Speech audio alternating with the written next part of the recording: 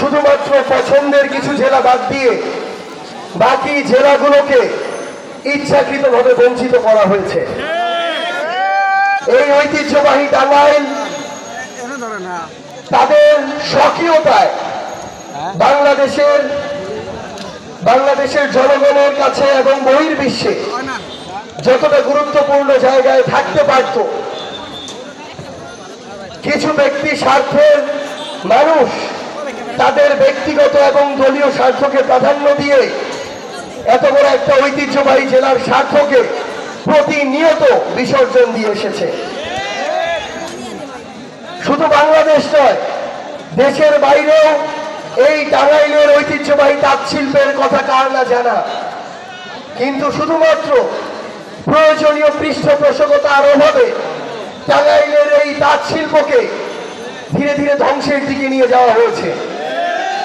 এই বাংলাদেশে প্রত্যেকটি জায়গায় শুধুমাত্র একজন নেতাকে কেন্দ্র করে, শুধুমাত্র শেখ মুজিবুর রহমানকে কেন্দ্র করে বাংলাদেশের ইতিহাসকে ঘূর্ণায়মান করা হয়েছে।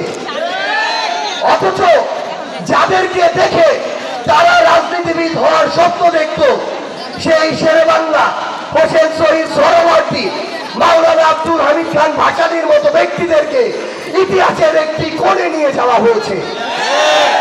কিন্তু যতই অপচেষ্টা করা হোক না কেন, এই মাওলানার মতো ব্যক্তিদেরকে, আমাদের এই লাল মাওলানার মতো ব্যক্তিদেরকে ইতিহাসের কোণে নেওয়া সম্ভব নয়।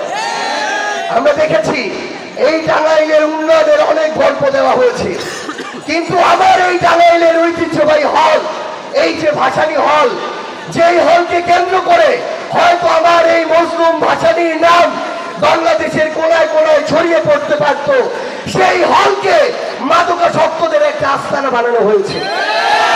এভাবেই শুধুমাত্র একজন ব্যক্তির ব্যক্তি পূজা করে ইতিহাসের অন্যান্য সকল গুরুত্বপূর্ণ অংশকে বিলুপ্ত করার সকল অপচেষ্টা চালানো হয়েছে।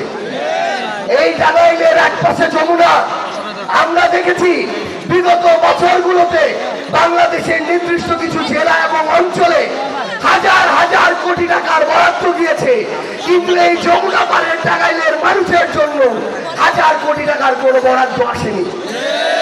বরং যেটুকু এসেছে সেটুকুর অর্ধেকের বেশিও তাদের নেতা কর্মীরা লুটপাট করে খেয়েছে। আমরা আগামীর বাংলাদেশে স্পষ্ট করে একটা জিনিস বলতে চাই, আমরা প্রশাসনকে, আইন শৃঙ্খলা রক্ষাকারী বাহিনীকে একটা জিনিস স্পষ্ট করে বলতে চাই, আমরা 24 পরবর্তী বাংলাদেশে এই বাংলাদেশের প্রশাসনকে, পুলিশকে, অন্যান্য বাহিনীকে বাংলাদেশের জন্য দেখতে চাই, বাংলাদেশের মানুষের জন্য দেখতে চাই। আমরা কোন দল, ব্যক্তি, গোষ্ঠীর জন্য আর প্রশাসনকে ব্যবহার হতে দেখতে চাই না। আমরা স্পষ্ট করে আরেকটা কথা বলি, আগামীর বাংলাদেশে আমরা মিডিয়াকেও কোন ব্যক্তি, গোষ্ঠী, দলের দালাল হিসাবে দেখতে চাই না। এই মিডিয়া যেন কোন ব্যক্তি বা দলের এজেন্ডা বাস্তবায়ন করার জন্য কাজে না লাগে। এই মিডিয়া যেন প্রোপাগান্ডা বাস্তবায়ন সেলের অংশ হিসেবে কাজ না করে।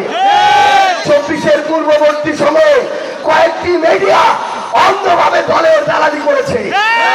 তাদের সংবাদ কর্মীরা আজকে তারা যে সেই চ্যানেলে কাজ করে সেটা বলতেও লজ্জা পায়। আমরা চাই না 24 পরবর্তী বাংলাদেশে কোন মিডিয়ার আর এই করুণ দশা হোক।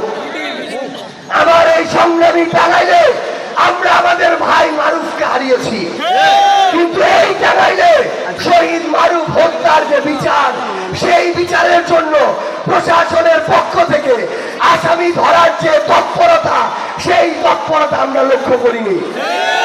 আমরা দেখছি এই টাঙ্গাইলের প্রশাসন কিংবা কিছু ব্যক্তি, কিছু গোষ্ঠী, কিছু দলের নেতা কর্মী এখন সেই বিচারিক প্রক্রিয়াকে সামনের দিকে অগ্রসর না করে বরং এগুলোকে নিয়ে মামলা বাণিজ্য শুরু করেছে।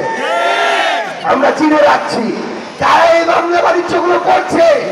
ওই 5ই আগস্টের সময়, ওই অভ্যুত্থানকালীন সময়ে হয়তো খুনি হাসিনা ভয় পেয়ে খুব অল্প সময়ের মধ্যে পালিয়ে গিয়েছে। হয়তো তখন সিদ্ধান্তগুলো দ্রুত গতিতে নেওয়ার কারণে কিছু কিছু সিদ্ধান্তের সীমাবদ্ধতা ছিল, কিন্তু এখন আমরা প্রত্যেকটা স্টেপ পর্যবেক্ষণ করছি। কোন মিডিয়া কার হয়ে কাজ করছে, কোন প্রশাসন জনগণের উদ্দেশ্য সার্ভ না করে ব্যক্তি বা দলীয় বা গোষ্ঠীর উদ্দেশ্য সার্ভ করছে, আমরা এই প্রত্যেকটা বিষয় পর্যবেক্ষণ করছি।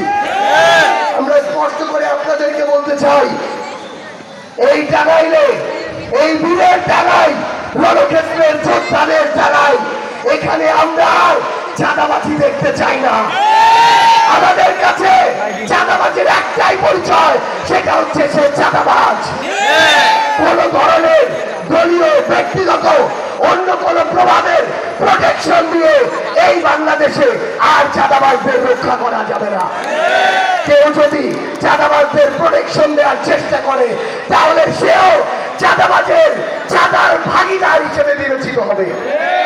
সংগ্রামের টাঙ্গাইল, বিপ্লবের টাঙ্গাইল, ঐতিহ্যবাহী টাঙ্গাইল, আপনাদেরকে অনুরোধ করব, আগামী যে প্রত্যাশিত বাংলাদেশ, এই বাংলাদেশ যদি আমরা প্রত্যাশা করি, আমাদের নিজেদের দায়িত্বটুকু পালন করতে হবে। খারাপকে খারাপ বলার সাহস থাকতে হবে, ভালোকে ভালো বলার মতো গাছ থাকতে হবে। আমরা যদি এটা করতে পারি, তাহলে আর কোন চোর, বাটপার, যারা সিন্ডিকেট চালায়, মাদকের ব্যবসা করে, দুর্নীতি করে, চাঁদাবাজি করে, তারা আর আপনাদের, আমাদের মাথার উপরে উঠে আসতে পারবে না। তাদেরকে মাথা থেকে মাটিতে ছুঁড়ে ফেলতে হবে। আপনাদের সাথে আমাদের আবারও দেখা হবে লড়াইয়ের রাজপথে অথবা বিজয়ে। ইনকিলাব জিন্দাবাদ। জাতীয় নাগরিক